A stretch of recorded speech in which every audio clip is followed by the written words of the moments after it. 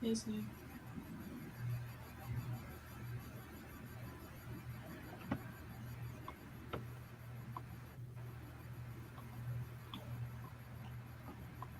We're starting about 5 more minutes.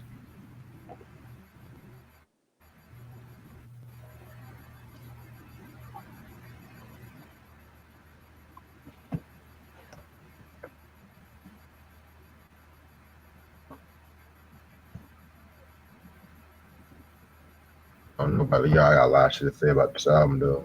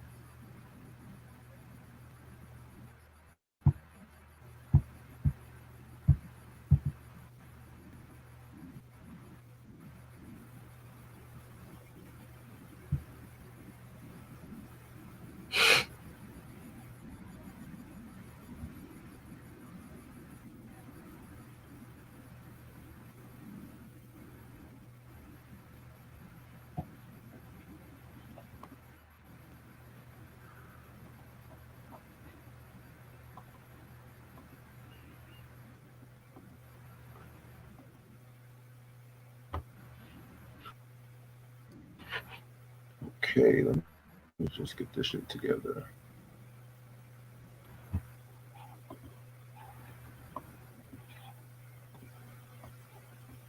All right, I'm just ready to start whenever y'all are. Mm. All right, what's up, YouTube? How's everyone doing? It's your boy Reg in the building. I got my homeboy Try with me.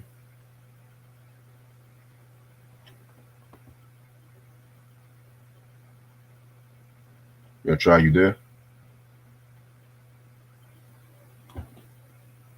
All right, never mind. I got my homegirl Ash with me. How you doing, Ash? I'm alright. All right, and today we are going to talk about Mariah Carey's sixth studio album, Butterfly. This album came out September 10th, 1997 on Columbia Records. It came out with the singles Honey, Butterfly, Breakdown, The Roof Back in Time, and My All. Producers include Mariah Carey herself, Walter Avanesef, Sean Puffy Combs, The Uma, Stevie J, Trackmasters, Corey Rooney, and Dave Morales. Um, Guest appearance, we got Crone, Wishbone, and Drew Hill. You know what I'm saying? She had other songs on this album as well too. Other guests, like when it comes to the remixes, but we're just going to talk about the traditional album and shit. So, all right. So we last week we talked about both Daydream and the under the radar rock album Someone's Lucky Daughter. So after the release of those albums, you know what I'm saying? She pretty much was just getting ready to call it quits with her husband, Tommy Mottola, you know what I'm saying? Quits as in like the marriage was just gonna be over and shit. And they're really they announced their separation on May 30th of 1997, you know, and around that time too, you know, their divorce didn't really get finalized until like 3 years later, until like 2000. So around this time too, Mariah Carey was just wanting to like get more and more into like the hip hop side of things. You know what I'm saying? Because at that time, 1997, that was the year of, like the Bad Boy. Of course, Trackmaster was doing their thing, so she definitely wanted to experiment a bit more with the hip hop, like still doing like some of the R&B vocals and shit. She wanted to like experiment more with hip hop, and of course, with the success of the success of the Fantasy remix and shit, that also brought her a lot more love in the hip hop community and shit. Also, too, at this time, she wanted to like work on her image a little bit too. So she started like being wearing more skimpy, sexier outfits and everything like that. You know what I'm saying? Which that didn't really sit well with Tom Mottola. Stay tuned more on that. You know what I'm saying? So yeah, man. It was also the thing about this album too that many people fail to realize. Like this was also around the time when she ended her working relationship with Walter Afanasieff, and pretty much when it came to him, he was like really one of the main initial producers coming from the self-titled album Emotions and shit, and he pretty much stopped working with her around this time too. And they're mostly, from what I looked up, they mostly was just arguing over the musical direction of the album. That was really one of the main things and shit. And it's kind of crazy too because like when it was known that she wanted to work with like a lot of these rappers, so like Maze and Puffy. There were plenty of rumors that was going around that she was sleeping with them behind Tyler Tolla's back, which that was proved false. You know what I'm saying? So like this was like a very, very, very personal album from her. You know, and she also, I've read many interviews that said that she said that this is actually her personal favorite album as well too, which I can definitely see it. So this is the album cover right here. No, definitely I love the background, like the honey, like the brownish background and stuff like that too. You know what I'm saying? Definitely a new Mariah, just based on the outfits and everything. This is what the CD looks like, of course.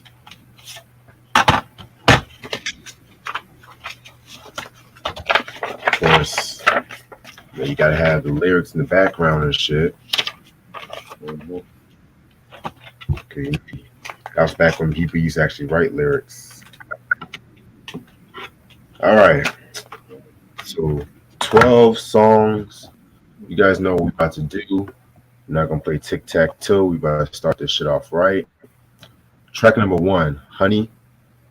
Very, very, very dope song. This is like one of her most iconic songs that she's ever came out with. You know what I'm saying? Produced by the Uma and Stevie J.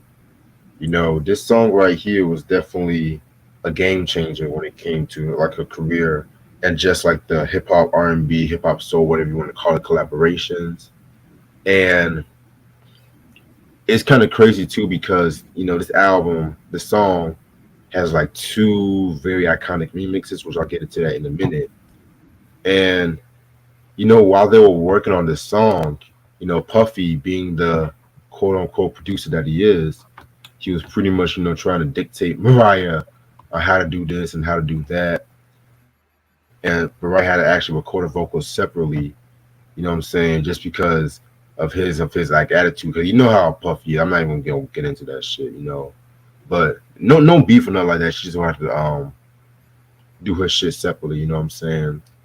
And also too, you know what I'm saying, when it comes to the song, like I said before, it has two dope remixes. Everyone knows the Bad Boy mix, the video mix with Mace and LOX. Very dope video, very dope remix as well.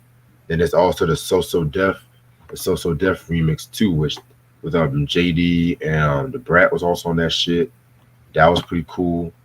The music video itself is one of her most like probably her most iconic video. To be real with you, and it did cause like some slight controversy. From what I looked up was because the theme when she was trying to get away from like those spies or whatever, it was metaphorically, people thought it was metaphorically about her trying to get away from Tom Mottola. You know what I'm saying? So, and I remember VH1 used to have this show called Pop Up Video. Very Yeah. very dope Yeah. show. You know what I'm saying? Yeah. And that's when I got that story from that shit.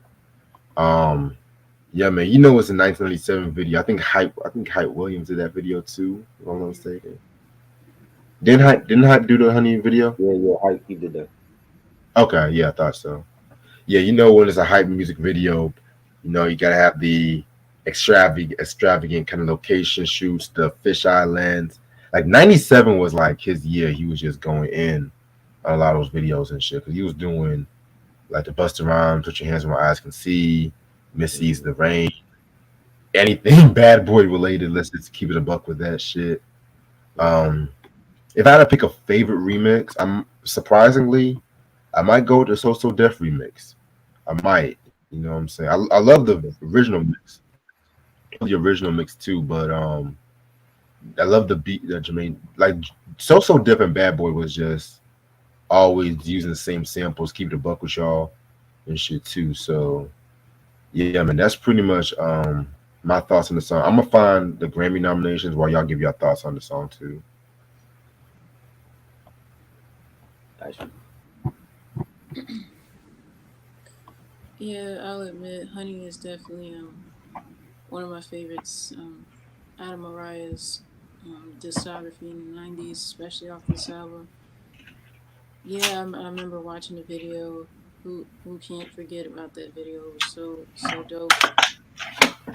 She had definitely had the right producers doing this album at the time. Of course, Stevie J and No was doing his thing with this one, among other people from who we know. And I have yet to hear those remixes that Reg just mentioned. I never listened to those remixes, so I would definitely have to check those out. Other than that, Honey is still a classic to this day. yeah, the remix had the social death ones with the brat. That one was good, and the one with Mason the Lock. So those are like my two favorite ones. But it's a great song. You know, I love the singing by Mariah, the beat.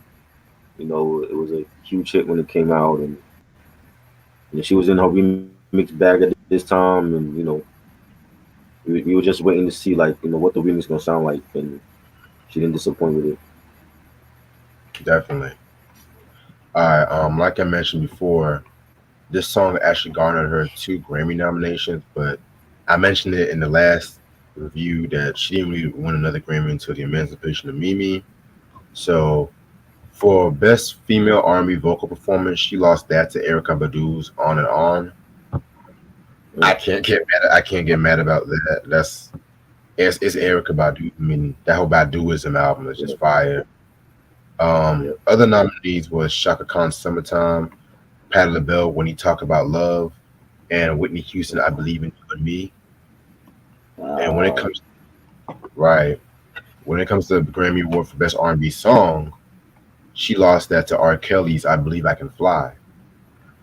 hey, Um, nobody was beating that. yeah, So man, nobody will beat that record. nobody. Like other nominees were Blackstreet, No Diggity, of course, Erica Yeah, Badu's On and On, Kirk Franklin, Stomp, God's Property.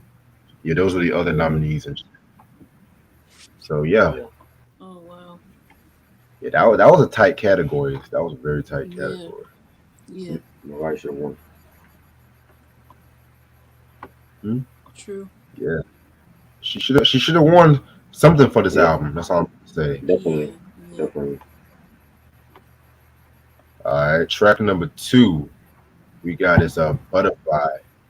Um, this was a ballad. A ballad. I think like she called this Butterfly. 'Cause I think I read somewhere that she like described herself as like a butterfly, or some stuff like that too, or like the butterfly just resonated with her, if that makes sense. You know what I'm saying? Very, very, very cool song right here. Definitely had like a nice. It kind of reminds me of something that you would definitely have heard, like the beat, like the Daydream music box that kind of like Mm-hmm. lullaby-ish kind of melody and shit like that too. You know what I'm saying? Yeah. Um, Right. this is again the song that Walter FNSF did for her, which you can very much see it. Like he definitely did a lot of like the pop R&B stuff in Mariah's category. I mean, in Mariah's discography and shit too. You know what I'm saying? So very, very, very great song. Yeah, Butterfly was another song that I like. I like this version of it and the other version that we'll get into much later. But yeah, it's just I mean, I kind of figured that she had a thing for butterflies, and then too, like, I mean, she came out with like a fragrance at one point titled Butterfly, if I'm not mistaken. Yeah, Yeah, yeah, that's what I thought. Yeah, so I kind of see the symbolism and meaning for that. But yeah, it's definitely another one that I never get tired of listening. Yeah. It was good. It was real dreamy. Nice ballad by Mariah. yeah, very good ballad by her indeed. Definitely agree with both what both of y'all said. Track number three, My All. Um, very, very, very interesting song as well too. This and the remix actually. I'm not gonna hold you. The remix was pretty okay. You know what I'm saying? I mean, I think he used like a loose end sample, but she wrote this song about like a distant lover. You know what I'm saying? The Mm-hmm. guy, from what I looked up, the guy was a New York Yankees shortstop by the name of Derek Jeter, Yes, and she was dating. oh, she was dating him. Oh Yeah. wow. Yeah, and it's just like her saying that would she risk it all just for one more night with him and shit too. You know what I'm saying? I love like the Latin inspired R&B beat surprisingly because around this time everybody was trying to use those like Latin Spanish guitars and shit Yeah, Right. too. And yeah. she actually came from Puerto Rico with Jeter, while she was making like the melody in her head. You know what Mm-hmm. I'm saying? And so that's pretty much what explains everything. And this was like one of those songs that, Walter FSF and Mariah um pretty much got into it, you know what I'm saying? I guess because of the musical direction of the song. And cause Walter was all in for like the poppy, schmaltzy poppy kind of stuff. But Mariah at the Mm-hmm. time wanted like the more hip hop soul, you know what I'm saying? So, you know, like I said, the remix it features Lil Tariq and Peter Guns. You know what I'm Mm-hmm. saying? Again, it's okay remix, but I feel like this was a song like it didn't really have to need a remix in my opinion. I had no idea that a remix for this even existed, along with the Yeah. backstory for the song. I mean, I knew it had to be been something going on with her, but I had no idea that she was seeing Derek Jeter at the time. That's news Mm-hmm. to me. But Yep. yeah, Same. but yeah, but yeah, yeah. Like you said, almost everybody we knew during that time, and like I guess going into like the early 2000s, were using some Latin flavor in certain songs that they put out. And it wasn't just her. It was also Drew Hill with "How Deep Is Your Love" and several other artists. Right. Yeah, yeah. This is not a bad song. This is one of my favorites as well off this album. Yeah. I actually bought the remix when it came out. Back then, with just because Lord Tariq and Peter Guns was on it, and it was a different beat, and it was like a different, like she had different lyrics for the song, and the ESPN did a documentary on Derek Jeter. It was like a, I forgot how many episodes it was, but he actually talked about dating Mariah because what happened was when he was dating Mariah, um, the Steinbrenners, George Steinbrenner, when he was still alive, rest in peace, he told Jeter to calm down his social life because it was like too much. They were getting too much attention. Mm, When the Yankees were winning, and it became all about in the tabloids and newspapers that him and Mariah were dating, and he didn't like the fact that Jeter was getting too much publicity because of the relationship, and they wanted it to be more about the team.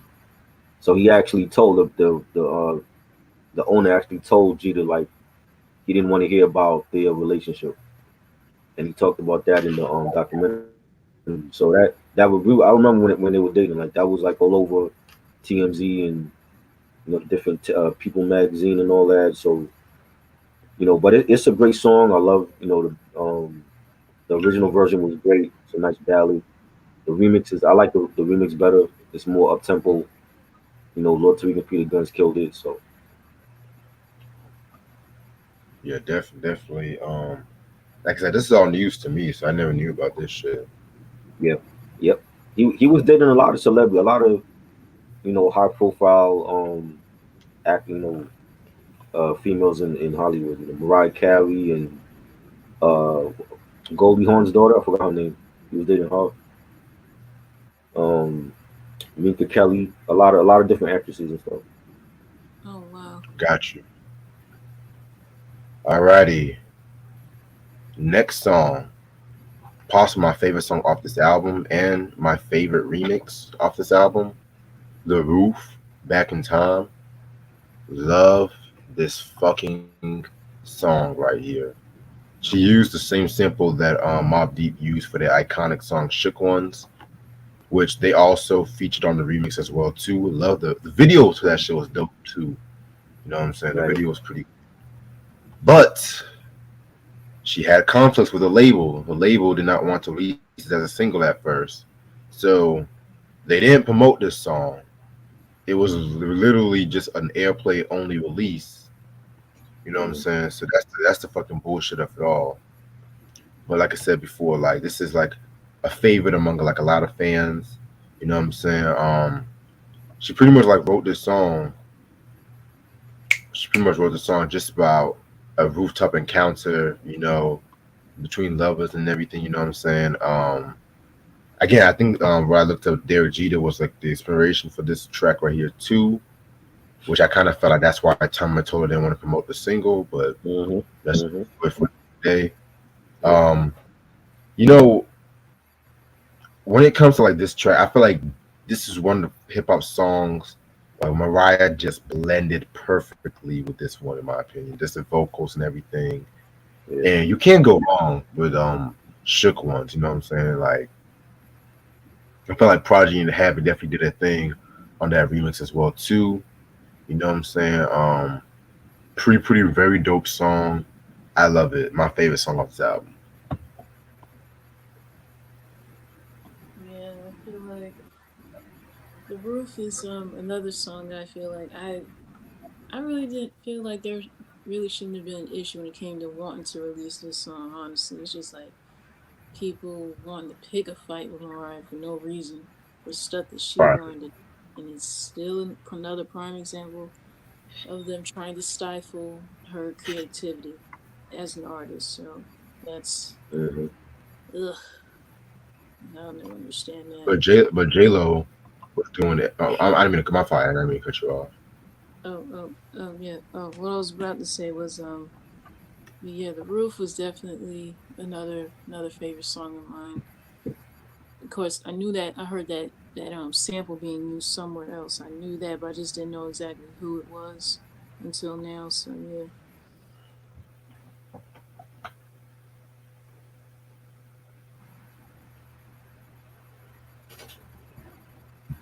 I thought it was great. I don't know why the label wouldn't let her release it. I just thought it was Right. a great track. You know what I'm saying? And um, having Mobb Deep on the remix was great. That's what if Mary J could do it, why not Mariah? That's how I felt. You know what Right. I'm saying? So I didn't understand why they didn't want the single to be released. And it was a huge song. Like the video was being played all the time. The radio played it all the time. It was a huge hit from this album. So she sounded great over this beat. Yeah, she definitely sounded great, but it's okay for J Lo to rap over all them other hip hop tracks, right? But Simon told Hmm. didn't have no issue Right, with that. Okay. right, exactly, exactly. Especially that Stay whole thing, that whole fiasco with the beat nuts. That was just crazy. right. Stay tuned. Stay tuned for next week. That's all I'm gonna say. Um, Next track, 4th of July. My second favorite song off this album, in my opinion. This one has like a more R&B, jazzier R&B kind of sound that is very reminiscent of something you probably heard from a first album. You know what I'm saying? Very, very, very dope song right here. Definitely, definitely, definitely an underrated classic right here too. It's like one of those songs you could play like on driving down the street in the sunset. You know what I'm saying? Very cool. I love like the songwriting on this one too. So underrated classic. Yeah, 4th of July, definitely another great song that I still love to this day. It's just melodic and just very I can't even think of words to even describe it. That's how that's how much I love this song. But yeah, just from the harmony to the chorus to just every single element that was put into this track was just on point.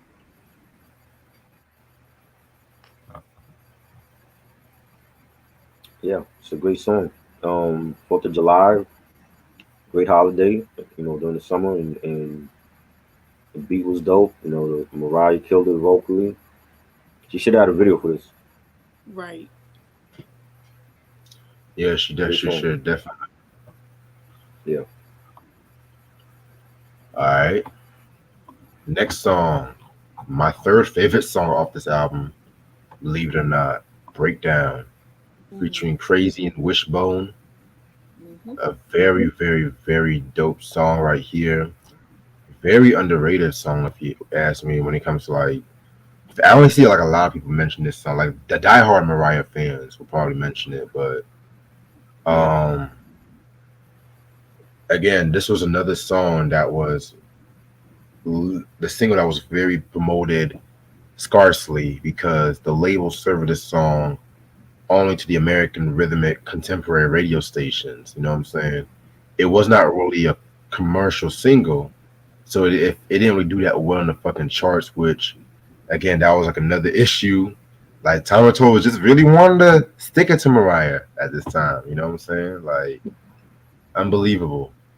And crazy thing about this song too is the fact that you know Bone Thugs at that time was on fire. You know what I'm saying? Yeah.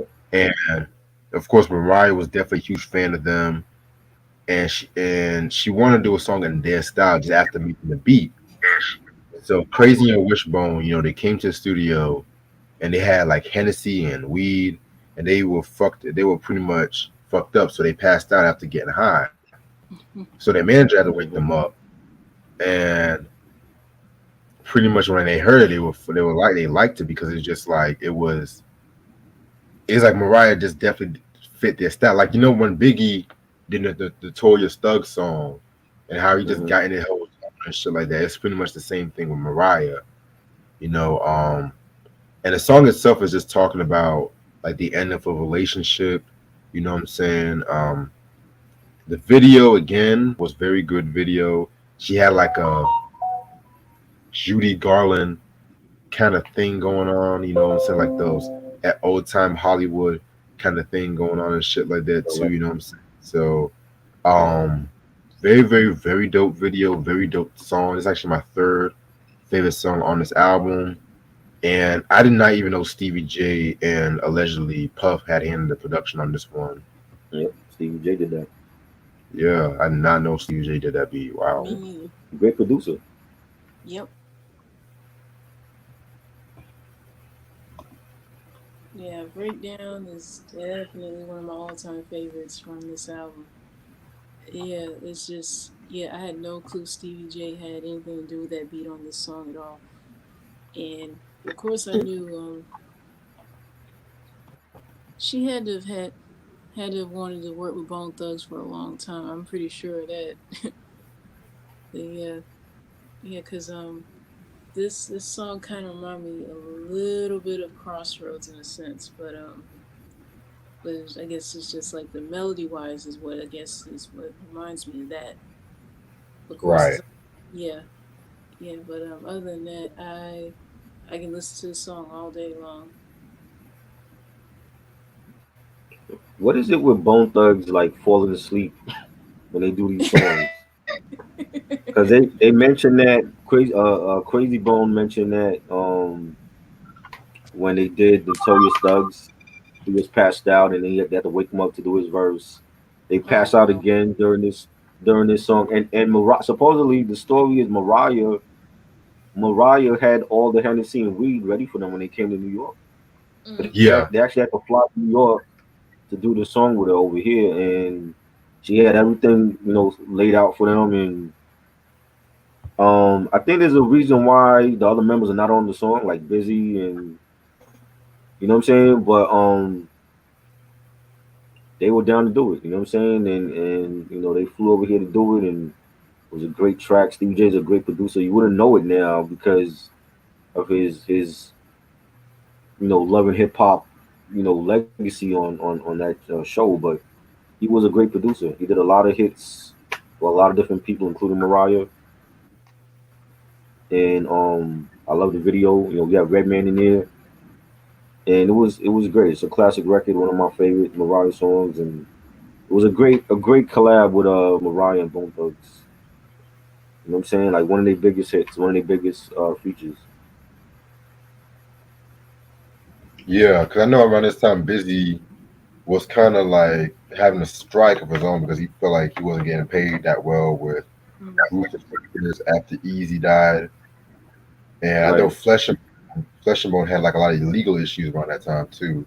Mm. I believe Flesh was in the video though, if I'm not mistaken.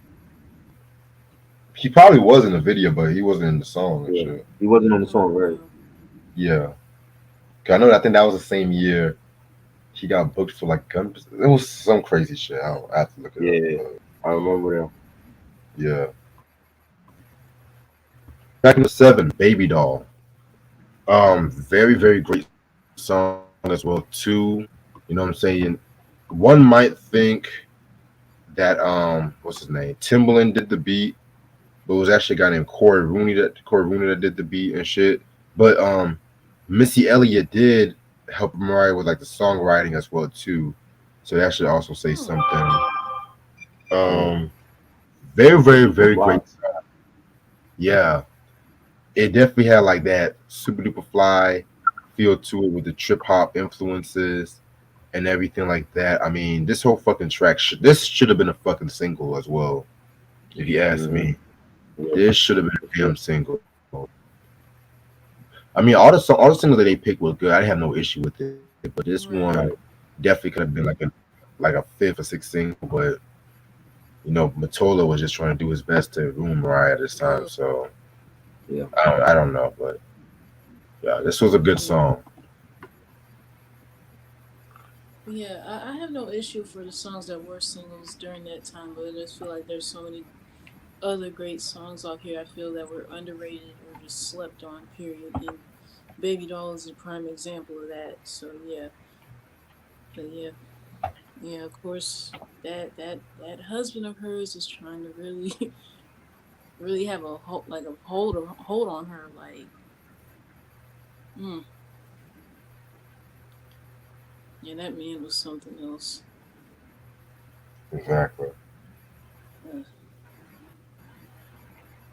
Yeah, it's a great song. Had like a dope beat. Some scratchings on it, and Corey Rooney. He did shit with he did shit for Mary J. Blige's first album. Right. What's the What's the 4-on-1, and he did a lot of production for like a lot of R&B in the '90s, and it's a great track.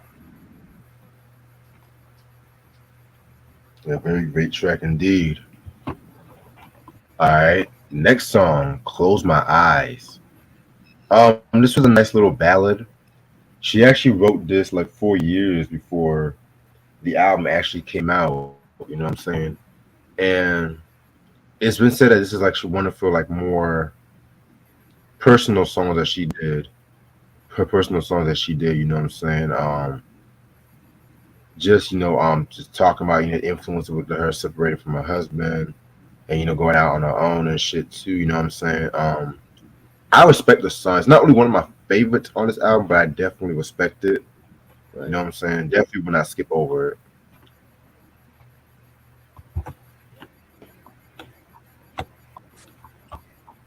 Yeah, I have mixed feelings about Close My Eyes. Like on the one hand, it's not terrible, but then too at the same time it's like not a song that I would quickly put on repeat like that. But to me it's like kind of a depressing song in a sense. I Yeah. don't know. Maybe it's just the melody of it makes it like depressing. I don't know if it's just me. Like it has a somber feel to it. I see what you're saying. Yeah, Right. that's what I was trying to find the words to say. It has that. It was alright. It's not one of my favorites. It was okay. Yeah, I definitely agree with you about that. Next song we got Whenever You Call. Again, just like with Close Your Eyes, this one is like a very somber kind of song.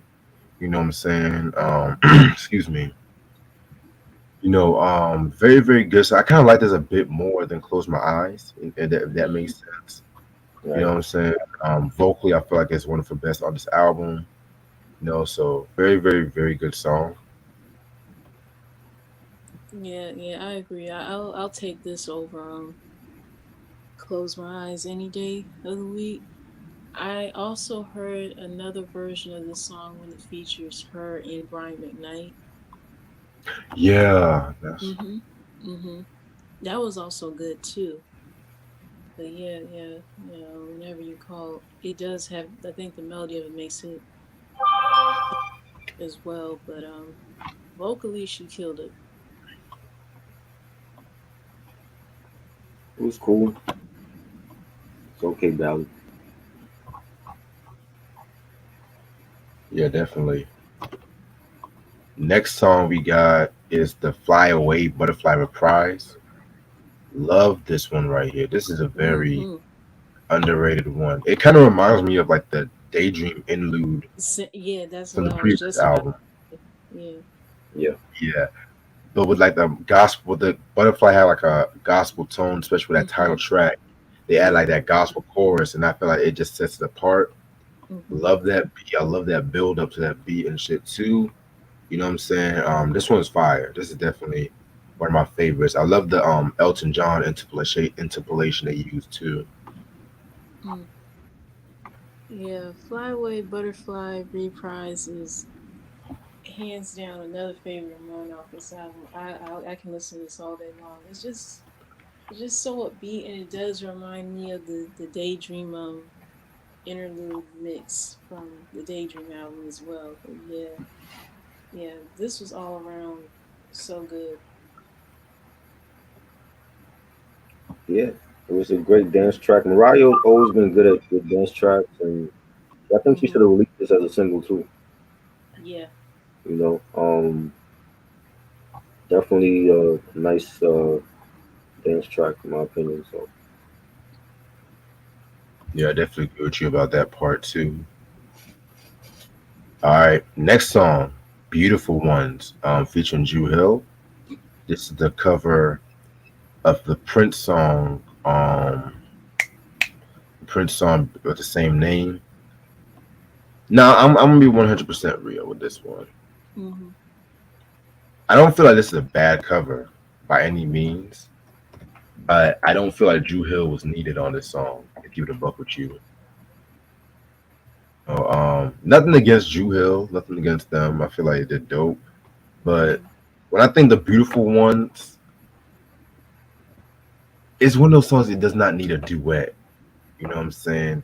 Like with Prince doing, y'all remember the scene when Prince was just on his knees and on the floor talking about mhm. Apollonia, even though he originally wrote that about vanity. That's another story for a different day. You know, Mhm. like the emotion on that. I can only imagine like with Mariah if she would have done this solo too. Cause it worked well for the covers like I'll Be There, Endless Love, because they were originally like, duets or a song in the group, but Yeah. Beautiful Ones was just one of those songs. It didn't need somebody else to back up though, but it's not a bad cover. Mm. This is another track that I had mixed feelings about as well. It wasn't entirely terrible with Mariah and Andrew Hill, but at the same time, it's just certain songs that if you're covering Prince songs for one thing, you will expect someone to like take it a step further than the original, or at least have the decency to try to make it that better. But I just I just didn't care too much for it to be real, and nothing against Drew Hill at all, but I I kind of think that she would have done it better solo wise, maybe. To me, that's just my take of it. Yeah, And into a cover of version of this song really wasn't necessary. I could have done without this. I don't like it at all. I don't think it should be touched. Prince, Yeah, you can't. You're not gonna beat a Prince original. no, You know what I'm saying? His own was classic. no. I'm like, why Mariah? Why do we need this? And then you got Drew Hill on it. Like, why? Mm. You know what I'm yeah. saying? Like, it wasn't I remember Try always say he never liked that cover. that. Every time we Never talk liked about it. this album, I always Yeah, skipped over it. yeah. Skip. I Same, got the same, original same. one is best. I don't Yeah. think we needed a Mariah rendition. You know. Mm-mm. right? Hey, at least we didn't have Cisco screaming like, "I gotta know, do you want?" At least we didn't have Cisco doing Right. that. So Oh I'm God. grateful. I'm grateful about that. Right. All right. Mm. And the last song on this album, "Outside," very, very, very great song right here. This song is something you probably never hear Mariah actually sing about, and that's like growing up as like a biracial child in New York. You know what I'm saying? Just talking about how sometimes it will be hard for her sometimes to fit in. You know what I'm saying? And just she has to like find that love within herself. Very underrated song. I find this the right song for the end of this album, within my personal opinion. You know what I'm saying? Um, yeah, I like this song. It's a dope song. Yeah, I had no clue about the backstory for this song, to be real. And yeah, I'm pretty sure she did endure a lot of things growing up because of the fact that she's biracial and felt like an outsider amongst her peers growing up. But yeah, but that's it's not a bad track. Yeah, it was a good way to end the album off, and it was like more reflective type of track, and talking about her race and how it was hard for her to fit in. You know, she's too white for the blacks and too blacks for the white, and that whole shit. You know, Mm. I like it. Definitely. All right. Overall, very great album. This is a classic album in my personal opinion. This album to me definitely is probably her most experimental to date up to this point. You know what I'm saying? She definitely embraced the hip hop culture with this one, but she has some good ballads too. I don't know if I would put the ballads on the same pedestal as the one on Daydream. I still feel like up to that point, Daydream was the best album with the ballads next to another album, which we're going to talk about.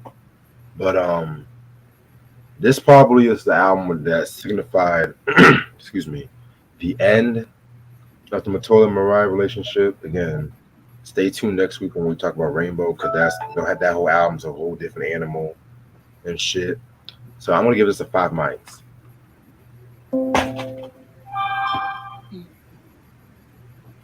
Other than Daydream, this will be another Mariah album from the '90s that I still love to this day. Definitely a lot of memorable songs such as "Honey," "My All," "Breakdown," "The Roof." I mean, Yeah, she had a lot of great stuff on here. Like other than her rendition of "The Beautiful Ones" featuring Drew Hill, every other song on here wasn't too bad. I would give this album 5 out of 5 as well. I think the remix helped. The remix actually played a part in the success of this album, and having the remix for Honey with Mace and the Lox, who they were hot at that time on Bad Boy, and having Bone Thugs, and they were hot on the charts, and All the War Hmm. had dropped, great double album. Having the remix for My All with Lord Sweet and Peter Guns, they were hot with Deja Vu. The remixes helped this album a lot. You know what I'm saying? And you know, embracing her hip hop, side her hip hop fan base at that time, and you know, singing on a classic record like Shook Ones and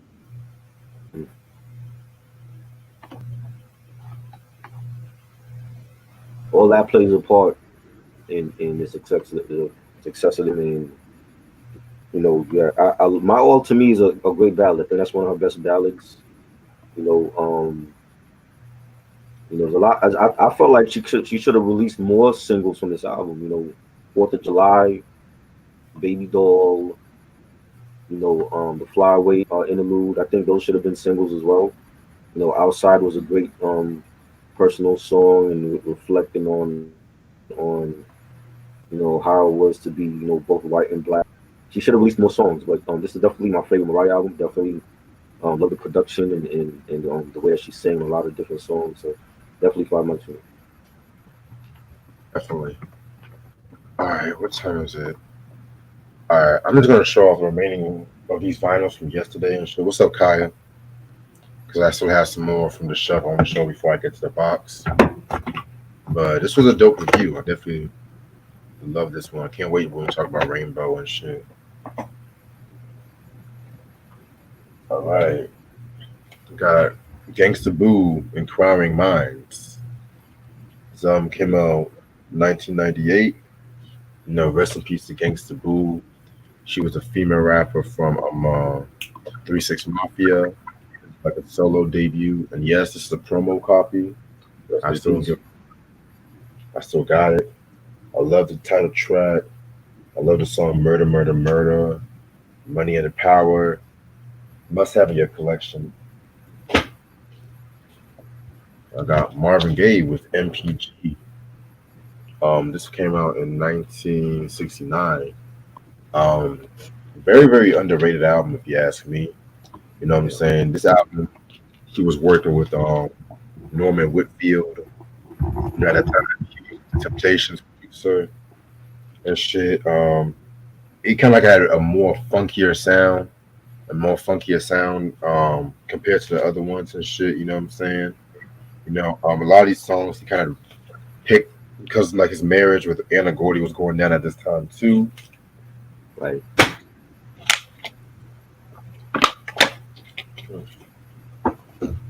Excuse me. Then we got Marvin Gaye live at the London Palladium. This album came out in 1977. My favorite Marvin Gaye live album, in my opinion. So very, very, very dope. This is also the album where you had the song "Got to Give It Up," which I was like one of his like more popular songs. Classic, classic, classic album. Must have in your collection. Then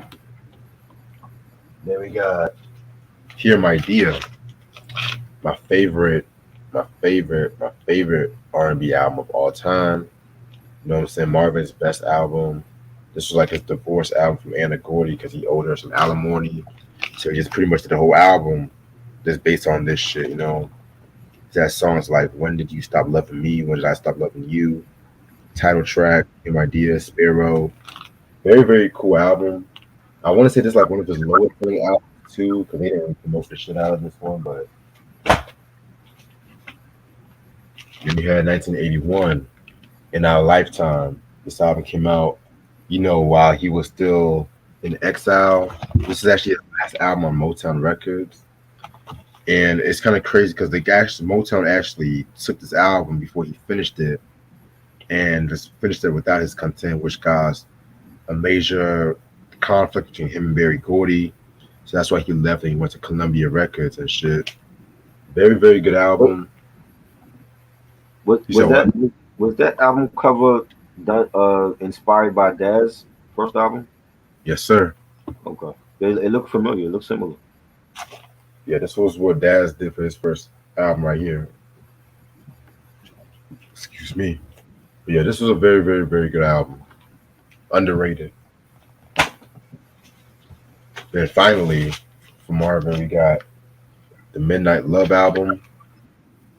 This is like his last album he did when he was alive. You know, he has songs like Sexual Healing, Turn On Some Music, which that was the song that Eric Sermon used for that song Music. You know what I'm saying? Which is like if you ask anybody, that might be like his best known song solo wise and shit. I like that song, don't get me wrong. I'm just so tired of hearing it. Sometimes I just get so tired of hearing I it. heard it today.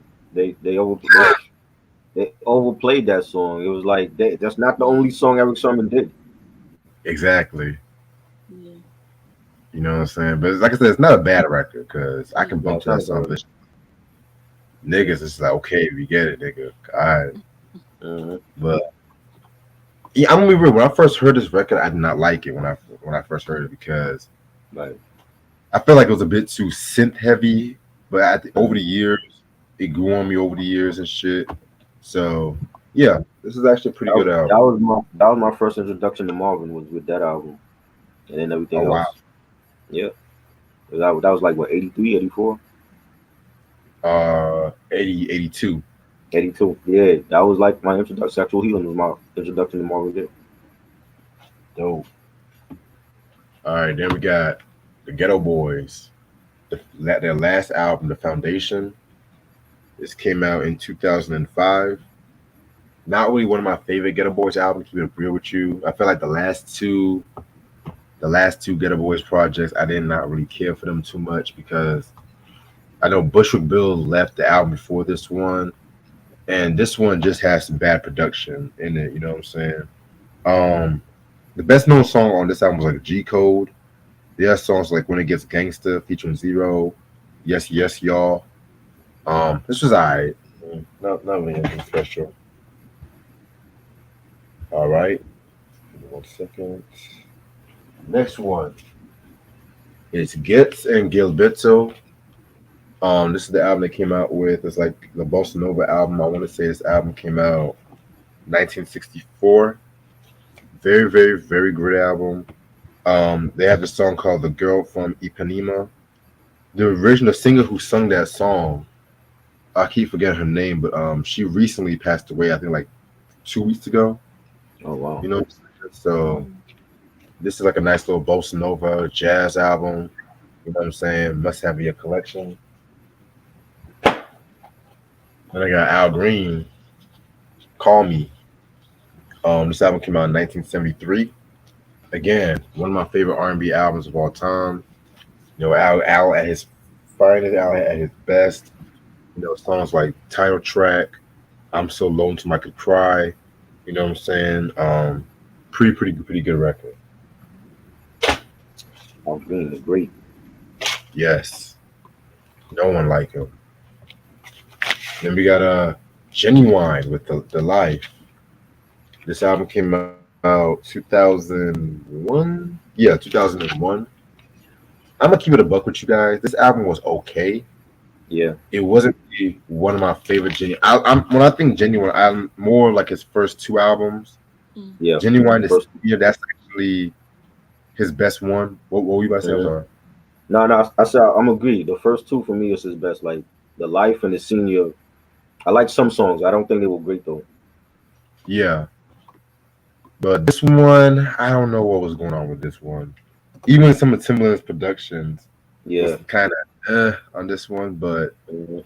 I mean, I can't even read this album because You know what happened? Timbaland was giving all his best shit to Justin Timberlake at that time. please don't make me hate this album even more, please. But yeah, that's what happened. The white boy got the best shit. But Yeah, anyway, you got the best shit. Mm. yeah, because he was catering to him more. But anyway, Uh, songs like "That's How I Get Down" with Ludacris, "So Fine," that was pretty good.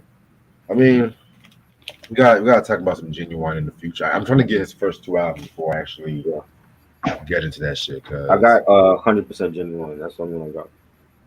that's the one that came out in '03, right? No, that was Oh, 9 was it 98? 98, yeah. Yeah, gotcha. Then I got Guns N' Roses, Appetite for Destruction, 1988. Must have in your collection. This is a heavy metal classic right here. Definitely gonna do a re-review on this one sometime this month. I Along love with the this, album cover.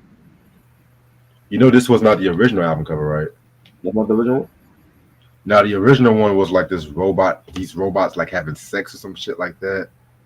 Some Wow. off the wall kind of shit. I would show it, but I don't want to get Yeah. suspended.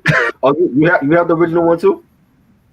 No, this is the only version I got. The original album cover is like expensive as fuck though. You know what I'm Yeah. saying? This was known for songs like "Sweet Child of Mine," Sweet "Yeah, Child of Mine, Crazy," classic record. yeah, "Welcome to the Jungle." You know Welcome what to I'm the saying? Jungle. Love that one. Very, very good album. Yeah. Might have checked that one out. I know two of these songs already from that album. Oh yeah, it's a good album. Now the spaghetti incident, that's another story. Yeah. That's a story. I'm just gonna be real. I'm gonna be real with you. Chinese Democracy. You didn't care for that one? Hell, I don't consider that Guns N' Roses album. The That's like the bootleg, actual. bootleg album. The bootleg album. But they have a bootleg for that before Wait, the it retail was it version. was bootleg. It was bootleg. Oh wow, it was Back still then. trash. Still trash though. But yeah, to me, Use Your Illusion 1 and 2, that was the last great albums they came out with. Everything after that, I don't Yeah. know. I know they got back Slash and Duff came back and they did drop some good shit though, but I Right. don't know about an album. I don't know. Got this album right here, Guy, self-titled, Nice. 1988. Must have in your collection. Um, yeah, this one right here. I mean, this was a New Jack Swing masterpiece. Songs like Groove Me, Teddy's Jam, and shit like that. Round and Round. You know what I'm saying? Must have in your collection. I want to say this is actually the only album that Timmy Gatlin was in Guy, but he Yeah. left. I think he got fired from Guy before the album came out due to money. So that's when Damian Hall came. I mean, he's still on the album cover and the songs though, but They still. kicked him out. He was the light skinned one. You gotta get low. Chill, chill. All right. Now we got this album, Isaac Hayes, Oh yes. Hot Classic. Butters. This album came Why out we, in why we, 19. we didn't do an album review on that one yet? We did. We did? Yeah, we did years ago. Remember that. I think it was on my. I'll have to sleep for it. It was like 2, 3 years ago. Okay. But yeah, this one right here was a very good album. It's only 4 songs. They did this album after Otis Redding passed away. And the thing about that, I think the head of Stax, I think his name was Al Bell or some shit. He wanted to like do like 30 days of Stax releases just to make sure people know that they were still on top of the game and shit. And this was like the best known album. And this is actually his second album because the first album did not do too well. You know what I'm saying?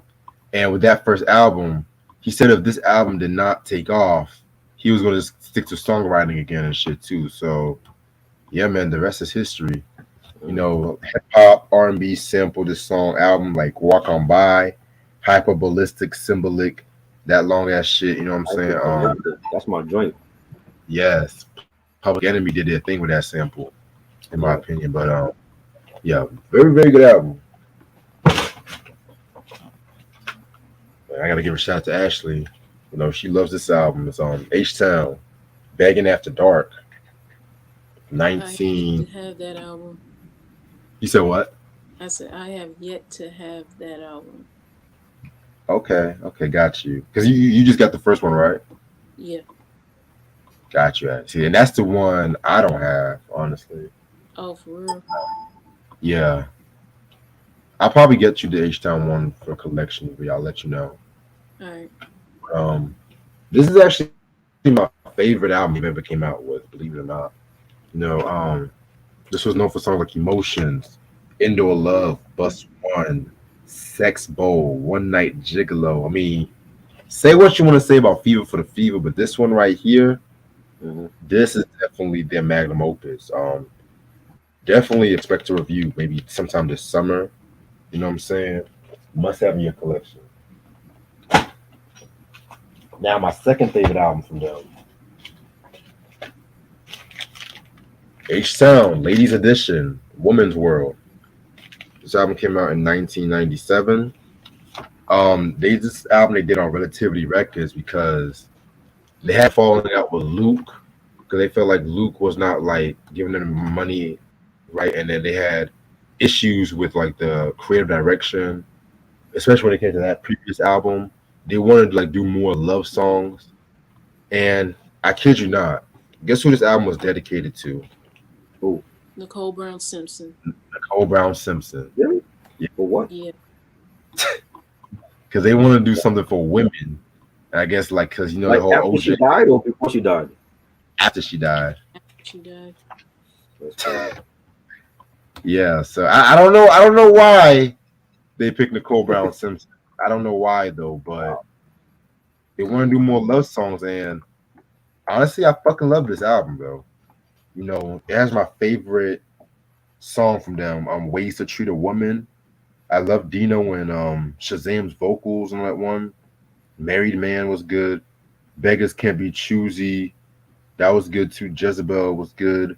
Um, and I kid you not, they actually have all the numbers for like if you are going for women who are going through sexual abuse, like women helplines, all in the back of this And album and shit. domestic Well, violence we hotline. we don't we don't know what OJ and Nicole was going through at that time. We know it was something bad, but we don't know what they were going through. You know what I'm saying? So for them to dedicate that album, it was like I think that was like a promotional thing. You really I think that? mean, Yeah, hey, just because he was involved in the murder case, don't mean that they had. I mean, they didn't have a great marriage, as you know, obviously, but we don't know what was Mm-hmm. going on in their marriage. It could have been her stepping out instead of him. We she don't was know. actually stepping out too. Yeah, she was seeing somebody, so she could have been the one cheating in the marriage. We don't know what was going on in their marriage.